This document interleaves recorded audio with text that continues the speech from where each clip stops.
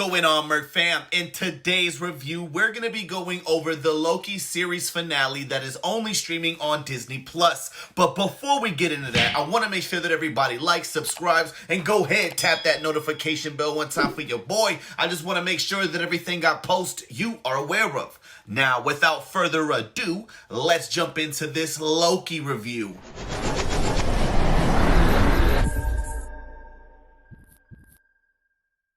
I am not gonna lie to you guys, this episode was absolutely insane from beginning to end. Let's just give a quick recap to those who may not know what exactly is going on. So in last week's episode, Loki and Sylvie found themselves on the helm of a galactic rock-like figure floating off in the distance with a castle on top, hopefully holding whoever is responsible for creating the TVA inside. So we find our two Lokis on the doorstep of this supervillain or whoever is behind everything. I really like the hesitation that Sylvie had before she started knocking on the door, because she has been waiting for this moment her whole life. She was taken as a child by the TVA. She was about to get pruned before she took Renslayer's tent pad and transported herself the heck out of there. Since she spent her whole life hating the TVA, I really like that she was trying to appreciate this moment to actually see the man behind the curtain. And of course, Loki is just like, hurry this shit up, man. Let's go. I'm trying to get in there. I want to see who's behind this. And she's like, just give me a minute and breathe. And at that moment, the doors open and they begin to walk inside. So once they entered this cryptic mansion, they run into none other than Miss Minutes. And I don't know about y'all, but to me, she seemed a little more in detail. She looked a little more gringy, a little more mean. And she was pretty much telling them that I have an offer for you. And they're given two options, okay? And both of these options sound really good. She tells Loki they can put him in a timeline where he defeats Thanos, gets the Infinity Gauntlet, and pretty much becomes the king of the MCU sacred timeline. And then she goes and offers Sylvie a bunch of memories because she's lived a life on the run. So she says, you know, wouldn't you like to wake up with a bunch of beautiful memories? And you can see them kind of pondering for a minute, and they both tell her like, screw off, we really want to do this, move out the way. And immediately, Miss Minutes just vanishes as if she had no time for their foolishness. You're either gonna take my deal or you're not, and they didn't, so she was gone. Now, it is at this point that I'm gonna give everyone a spoiler warning. Of course, if you're watching this season finale review, I'm hoping you actually watched the season, but just in case you didn't, I won't exactly tell it how it goes, but I'm pretty much gonna expose everything for what it is. So this is your time to Vamushka. So there's been a ton of speculation on who was going to be behind that curtain once that skirt gets pulled and we get to see who's up under there, and it is none other than Kang the Conqueror. They actually refer to him as He Who Remains, and in the comic book material there actually is a person who is called He Who Remains, and he is this old man who pretty much started everything in the timeline. But what I really liked is how the writers took little parts and pieces of different comic books and created their own little thing, because they almost combine He Who Remains with Kang. I mean, if you think about it, Kang is pretty much just like He Who Remains. They're like obviously the same person, except for the fact that they didn't necessarily give up the Kang name in this series. I'm sure that they want to, you know, squeeze it for as long as they can and get as much out of this cow as possible until that final big name drop in the Quantumania movie. Anyways, majority of this episode is basically the three of them having a conversation explaining the MCU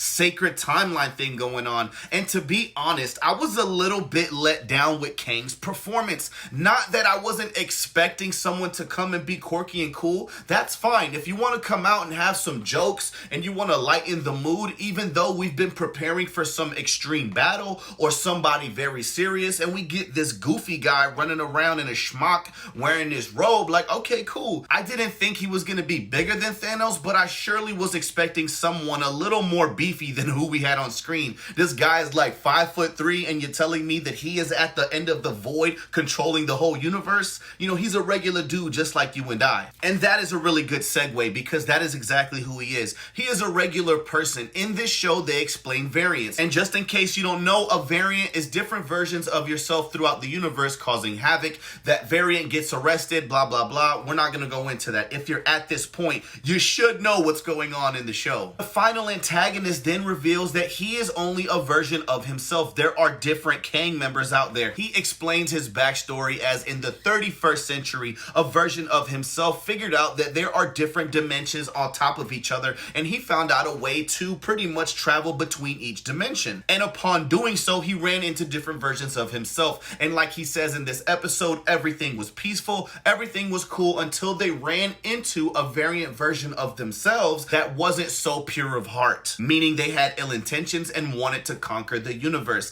I really liked how they really played around with his name, because they asked him, "Who are you?" And he replied, "I've been called many things, man. A ruler, a conqueror." I said, "Oh man, we already know who you are, bruh. You don't gotta keep playing games with us." But he pretty much explains that he took it upon himself to prune out the rest of the branching timelines and take his timeline and make it the sacred one, and anything else that branched off from that timeline he would get rid of. So if you are a part of a branched timeline and he prunes you, he's gonna take you and he's gonna make you work for the TVA so that they can monitor what's going on. That way he can focus more on the future and making sure it's gonna be what he wants it to be. Now this is where I have to say the writers put me in a pickle. On one hand, the Lokis are being offered a very high position of power. The Conqueror essentially wants them to take over or kill him. He's like, you know what? I've been here a long time. At this point, I'm ready to just do whatever. Y'all can go ahead and kill me now and just let the universe run amok, or you can go ahead, take the seat and control the TVA and do all this stuff yourself. Because once he is killed, there's gonna be many different versions of himself. Kevin Feige puts us in that position where we have to choose who we want to roll with. We're gonna go with our Loki, or we're gonna go with Sylvie. And in this episode, they finally get to share a kiss between each other, and Loki opens up a portal behind him, pushing him in, and then she proceeds to kill the one who remains. Yeah, man, it's getting pretty crazy. I mean, once you start messing with dimensions and multi-universes, things are just gonna get super convoluted. I really don't get why Kang the Conqueror wanted to give up his position or even offer being killed, because he had everything on lock. Like he said, he knew everything that was gonna happen until a certain point, so I really don't know why he gave up. As of right now, Spider-Man No Way Home is scheduled to be released this December, and then coming right after that is Doctor Strange's Multiverse of Madness in that March of 2022. So unless they are able to shoot and release Loki Season 2 before Spider-Man No Way Home comes out, I believe that we are gonna be left off from this point until then. Overall, I really love this series. Episodes 4 and 5 for me were the best. When we found out there were multiple Lokis and Mobius was in the thing and there's different type of... Man, I love that. Seeing Crokey bite off that Loki's hand was absolutely amazing. Now, we didn't really get to see that King Loki moment where he is like with the cross hands, but I don't even care, man. This show was absolutely phenomenal. I think that this series was shot already and they had everything in the bag, but once they started to sign in those Multiverse of Madness movies and the Spider-Man movie where they're gonna dibble and dabble with multiverses, I think that they went back and tried to alter things and put Kang in here because it's just a little bit thrown off, except it all ties in together. I don't know if that makes sense, but I was seeing the Loki series go in a different direction. Being that that final post-credit scene was just them confirming there's gonna be a season 2 was like, damn, it made me feel a certain type of way because we didn't get second seasons from the other 2 shows. Why this one? But hey, man, at the end of the day, I'm gonna give this Loki series a 9 out of 10. It was absolutely incredible. I really would recommend this to all of you to watch. If you haven't seen every single episode, make sure you tune in and then make sure you come back here, you like, subscribe, you catch that episode that you missed, and you watch this review. Don't worry, I'm gonna have it on a playlist for you hidden off in the cut. But you already know what it is, man. It's your boy Merc. It's been a pleasure, but I'm out.